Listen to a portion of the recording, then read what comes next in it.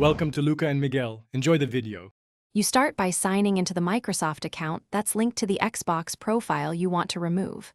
Once signed in, make sure to verify your identity using MFA, email, or a phone code so changes will be accepted. Next, go to Devices or Xbox Settings and remove any active consoles tied to this account.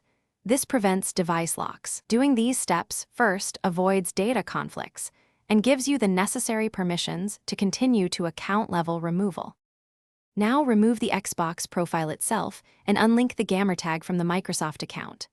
On console or the Xbox app, open Profile, go to Settings then Account and choose Remove or Sign Out. Follow prompts. Make sure you unlink the gamer tag where available so it's no longer associated.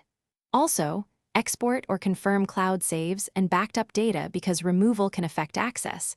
If you need a game's progress, ensure a backup first. These steps clear the profile while preserving anything you'll need later. To finalize, go into Account, Microsoft.com and either remove the Xbox association under Services and Subscriptions or proceed with the Microsoft account closure if that's your goal. Follow the on-screen confirmations.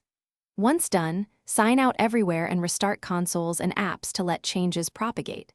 If things go wrong, clear cache, re-verify your identity, and try again.